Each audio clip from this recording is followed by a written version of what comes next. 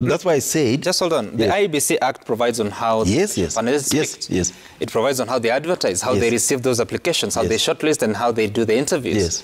They had actually gone all the way to receiving the names. I think they were just about to do the shortlisting. Then they stopped. So that's what I'm asking. If indeed this was an instruction from the political circles, then how independent are they as a selection panel? No, I look at it differently personally. Because we live in this country. If, for example, the panel are established, because you are here and you're being told what you're doing is under contest, it's good to have it should be good to have a hard head and say, let's proceed nevertheless. But they said this thing that's happening here could have a bearing on what we are doing. So can we lay our hands off a bit, see how this process goes? I believe for me that was patriotic in the sense of giving, because that time was like what we are going through now. Last Friday, Sabasaba, now tomorrow we are being told another process. So if something could be done to slow down those tempers, it would be good to do it. And that's what that panel did. Okay. Where I'm sitting today, I would advise them to proceed with their job. Let them go ahead, shortlist, interview, and give the president the names. So that this process... Despite that being contested by Azimio. No, but you see, so far, how many months is it? And how long can this be held out? Yeah, and so I believe that every side has been given a chance on this matter to do what is best. Okay. But if those talks are suspended, no one knows when they'll be brought back. Okay. And that's why I'm saying I would advise the president and advise the chairman of the panel on this issue of IBC commissioners being appointed. The chairperson of the panel should stop listening to anybody going forward. Go ahead with your job, shortlist, interview, present the names of the president. Wash your hands off this matter. They should stop listening to anybody. Anybody, let them listen to the law. Including to the... So after the advice, they shouldn't listen to... No, I mean, let me say it a different way.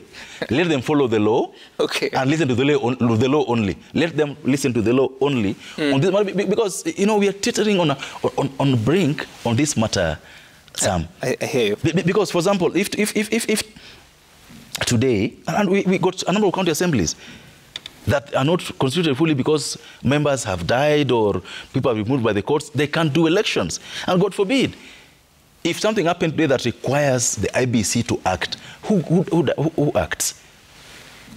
So I would advise that the panel goes on with what it's supposed to do. Let them finish their job. Let the political posturing go on, but the law is followed. All right. Honorable Maalim, what should they do now? The nominations are done by institutions. The bulk of the nominations are done by institutions. And that's how we decided to give this role to independent other institutions. In some other jurisdictions, when a Republican is a president and there are openings in the Supreme Court, you can rest assured he's going to look for conservative judges to put in there who are amenable to that president's ideological persuasion. But the Democrats cannot rush out there and say it's unfair, he's brought so many of this. It is basically it's institutional, constitutional, and the process cannot always be fair to you.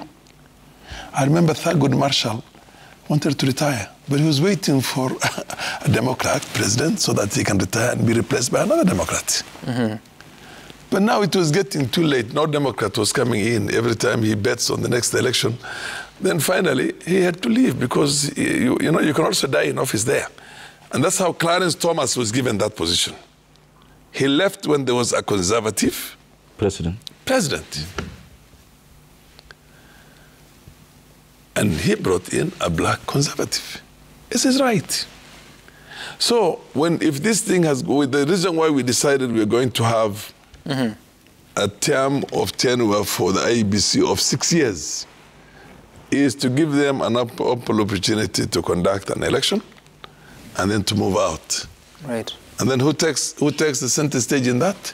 In terms of going through that one, the president who is in power at that time. But there's no presumption who's going to be in power. We don't know. You see what I mean? And in any case, because ours was not a very surgically clear-cut conservatives or what you call progressives, or our party issues have kept on shifting. Right. Every other day we had. So it was more of individuals, personalities.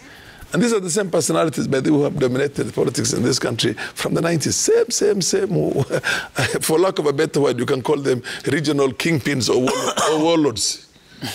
But keep on changing the party from one party to another, one coalition to the other. So it's not more out of what is in it for this country. It's more out of what is in it for that political class, which is negotiation. And then you can always create an anarchy and say, no, we'll go out into the streets. Now imagine the current president of the US, Biden, there's an opening in the Supreme Court, or they want to, whatever, constitute any other body together which is supposed to be independent, but the sitting president always has a role, and the other side goes out into the streets and says, you can't feel it because you're partisan. It's by nature. In politics, people are partisan. But then the fact that you have numbers in here, or you have a role in a situation in which you think somebody may be amenable to your own or your liking can be there, when we have taken all the precautions initially of those independent institutions to nominate their people. And then you still say that, you know, we still find a way to say that even the Supreme Court is either corrupt or it is partisan. So we cannot have a life like that in this country, where anytime there's an issue to be done, then we look for a political process, we go out into the streets, there's a problem, there are violences like the ethnic violences of the 90s and the rest of it, and then we come back again and negotiate. Hang on a minute, negotiate. And say, okay, we let the leader of the opposition come and the government decide, and now we negotiate a settlement. I don't think that's the way we want this country to go for posterity. Okay. So in my opinion, as David Ocheng has said, whether it's going to be favored, look, many of us have been rigged out a number of times, but we took it with a stride. You see what I mean? Because we're on the other side. So the panel should proceed to... The panel should proceed, constitute this thing. We will look at it. Let those independent bodies, as much as possible, exercise their independence. Okay. Even after they've exercised, people are going to come out and say that they are not that thoroughly independent or so and so has taken money. The same way Onyonka was saying now, a whole senator, who is the member of parliament in this country who needs to go and pick up a small handout from somewhere, by the way? With the kind of, what do you call, benefits we have, the kind of salary we have, which who needs that? And then who is the one who is not a businessman person? I have been in the opposition all my life. All my life. Listen to me carefully. I was in Fort Kenya. Then I went to Safina. When the likes of my good friend Raila Odinga joined with the merger and these things, I was still on the other side. When you said Kibaki Tosha and everybody went, I went to Nyachai because I did not like the way the process was done that time. And we were saying, watu wengi sana, and the only people we had were Kisis and Somalis, and we don't go far with that, you know what I mean? But it's still, we stood by principle. Today, I am not in the government. You listen to me carefully.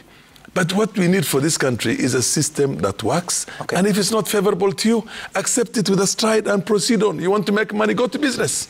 So you say you've always been in the opposition? The only sitting member of parliament, the only sitting member of parliament today, who has for all those elections from 1992 has always been in the opposition.